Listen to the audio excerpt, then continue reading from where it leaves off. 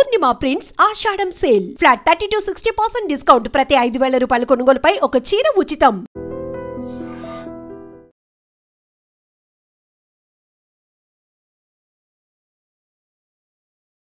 Welcome to Idiom channel. This is Pavan. ప్రస్తుతం మనమైతే Jeedimetla police station దగ్గర ఉన్నాము. శివాస్ మదర్ జీడిమెట్లలో వాళ్ళ కన్న తల్లిని కన్న కూతురే చంపింది కదా, ఆ చంపిన వాళ్ళ వ్యక్తి వాళ్ళ మదర్ అయితే ఇష్టం వచ్చినట్టు కామెంట్ చేయడం జరిగింది. చంపడం బాగైంది, సావదెంగడం అని చెప్పేసి ఇట్లా అసభ్యకరమైన మాటలు మాట్లాడింది. దాని పరంగా ఇక్కడున్న కొంతమంది వ్యక్తులు వాళ్ళ తోటి కళాకారులు అయితే వచ్చి కంప్లైంట్ ఇవ్వడం జరిగింది జీడిమెట్ల పోలీస్ స్టేషన్ లో. అసలు దాని గురించి మాట్లాడదాం ఏం జరిగిందని చెప్పేసి. నమస్కారం అన్న. నమస్తే అన్న, ఏంటన్న పరిస్థితి? వాళ్ళ తల్లి ఎందుకు ఇంత క్రూరంగా, ఇంత కసాయి తల్లిలాగా మాట్లాడుతుంది అంటారు ఒక వ్యక్తి చనిపోతే?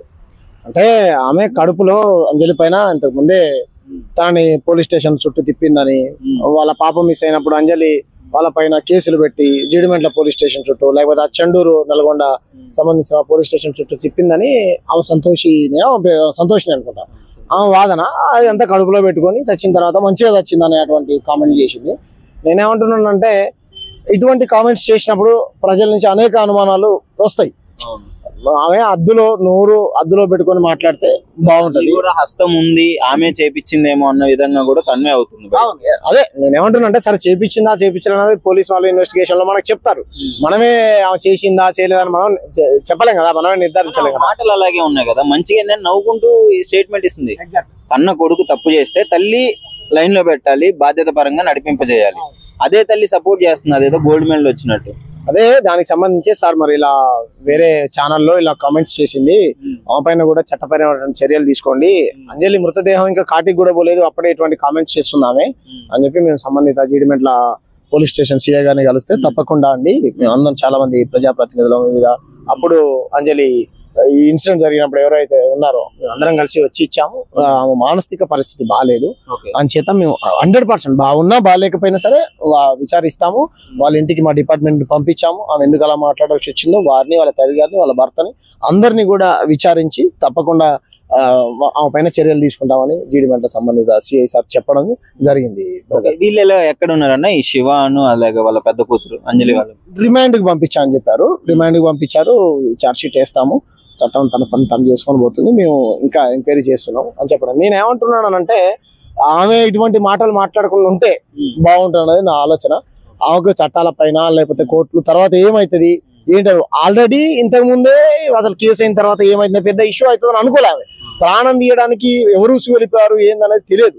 ఇటువంటి కామెంట్స్ ఆమె చేసినప్పుడు ఈమెనే ఉసిగొలిపిందా, కొడుకు ఈ విధంగా చేయాల్సి వచ్చిందా, లేకపోతే పాపనే చేసిందా అనేటువంటి ఇది వస్తుంది. కాబట్టి ఇటువంటి మాటలు మానుకుంటే మంచిది అని చెప్పేసి మేము సిఐ గారికి చెప్పాము. ఆయన చాలా సానుకూలంగా స్పందించారు.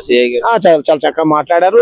మా ముందే కాల్ చేశారు. వాళ్ళు ఫోన్ చేసి వాళ్ళకి సంబంధించి అక్కడ ఉన్నటువంటి పోలీస్ స్టేషన్ కి ఫోన్ చేసి ఇమీడియట్లీ అక్కడికి పంపించి, ఏంటంటే మానసిక పరిస్థితి బాగాలేదు సార్ అని అట్లా మాట్లాడారు. ఇప్పుడు తర్వాత కూడా కొన్ని మీడియా ఛానల్స్ అయితే నాకేం తెలియదు అని మాట్లాడుతుంది కదా. సో అది సార్ అయితే చాలా మేము అదే ఏమంటారు మా డిపార్ట్మెంట్ పంపించాము మా టీం ని, తప్పకుండా చర్యలు తీసుకుంటామని చెప్పారు.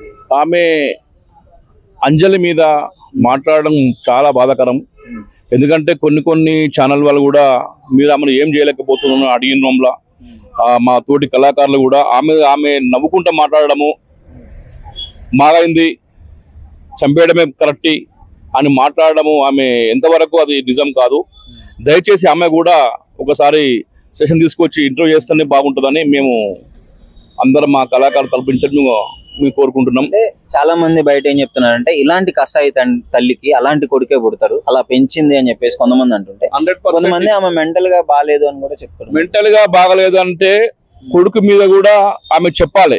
కొడుకు చాలా బాగైంది, మేమే చెప్పినట్టు మా కొడుకు మా ఇంట్లోకి వచ్చి 2 రోజులు మా ఇంట్లో ఉన్నది, మా ఇంట్లో ఉంచుకున్నాము, మేము ఉంచుకున్నాక మంచిగానే జరిగింది, ఆమెకు తెలియదా, మేమే కావాలని మేము ఉంచుకున్నాము, ఖచ్చితంగా బాగానే చంపేసింది అని మాత్రం అది చాలా ఒక తల్లి కొడుకు చెప్పడము. ఇంకా కొంతమంది తల్లి కూడా ఇలా నేర్చుకుంటారు. దయచేసి ఆమె నోరు మూపేయాలి, ఆమెను తీసుకొచ్చి ఖచ్చితంగా మనం స్టేషన్ తీసుకొచ్చి ఆమె ఇంటర్వ్యూ చేయాలని కోరుకుంటున్నాం. నేనేం చెప్తున్నానంటే, ఇప్పుడు ఎవరైతే సంతోషినినో లేకపోతే సంతోషం, అమ్మ నీ నోరు అదుపులో పెట్టుకో.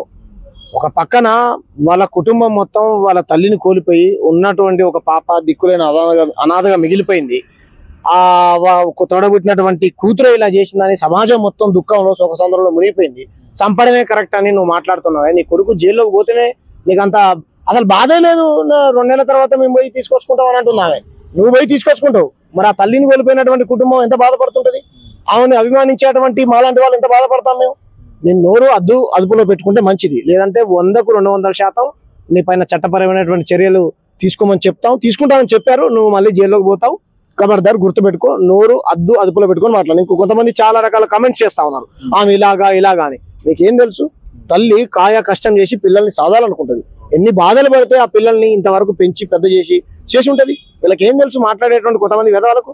ఇంకోటన్నా నేను అదే అడగబోతున్నాను. ఒకసారి ఇప్పుడు చనిపోయిన అంజలి గారు ఎవరైతే ఉన్నారో కూతుర్ని బాగా టార్చర్ పెట్టేదని 7th క్లాస్ లోనే కేసు అయిందని చెప్పేసి 1 year ముందు వాళ్ళ తండ్రి చనిపోయినారు కదా. 7th లో అంటే అప్పుడు వాళ్ళ ఫాదర్ ఉండే ఉంటారు. మరి అప్పుడు పరిస్థితులు ఎలా ఉన్నాయి మీకు అప్పుడు తెలుసా? నేనేమంటున్నానంటే బ్రదర్, వాళ్ళ భర్త కూడా ఏదో చిన్నపాటి ఉద్యోగం చేసేవాడు, అప్పుడప్పుడు ఇంత తాగేవాడు. వాళ్ళిద్దరు మరి భార్య భర్తలు సహజంగా పిల్లమొగల మధ్య పంచాయతీలు అవుతుంటాయి కదా. ఈ భర్త పట్టించుకోపోయేవాడు. అయినా సరే ఆమె కష్టపడి 2 పిల్లల్ని భర్తని ఇక్కడ కిరాయికి ఉంటది. ఊర్లో ఆమెకేం పొలం లేదు, సొంత ఇల్లు లేదు, ఇక్కడ కూడా ఇల్లు లేదు. ఏదో కాయ కష్టం చేసి చిన్నపాటి ఉద్యోగం చేసుకుంటూ కడుపున పెట్టినటువంటి పిల్లల్ని చదువుకుంటూ గవర్నమెంట్ స్కూల్లో చదివించుకుంటూ ఆమె చదువుకుంటా ఉన్నది. నిజంగా గనక ఆమె ఆ పని చేస్తుంటే గనక చిన్నప్పటి నుంచి ఆమెకు బట్టలు కొనిచ్చి చెప్పులు కొనిచ్చి ఆలన పాలన చూసుకొని అంత పెద్దగా చేసేదా? కాబట్టి ఇవన్నీ పనికి మాలినటువంటి కామెంట్స్ తప్ప వేరేటువంటిది కాదు. కన్న తల్లి ఎవరు కూడా అలా చేయాలనుకున్నదు. వాడి మోజులో పడి కన్న తల్లిని హత్య చేసింది తప్ప నిజంగా అంటే అంజలి మాత్రం నాకు తెలిసి అయితే మేము స్వయంగా తనతో 15 సంవత్సరాలు జర్నీ చేసినటువంటి వ్యక్తులుగా, మాతో పాటు అనేక ప్రజా ఉద్యమాలలో పాల్గొన్నది, అనేక వేదికలకి మాతో పాటు పాటలు పాడినటువంటి వ్యక్తిగా అలాంటిది అయితే కాదు. ఏదో కోపంలో చెప్పుంటది మేబీ, అంతే తప్ప కాదు, అలాంటిది కాదు. నిజంగా ప్రస్తుతం ఉన్నటువంటి సమాజం దేనికి ప్రయారిటీ ఇస్తుంది? ఆర్థిక సంబంధాల చుట్టూ మాత్రమే తిరుగుతోంది. మళ్ళీ ఎన్నికలంగానే చాలా విరక్తి కలుగుతాను.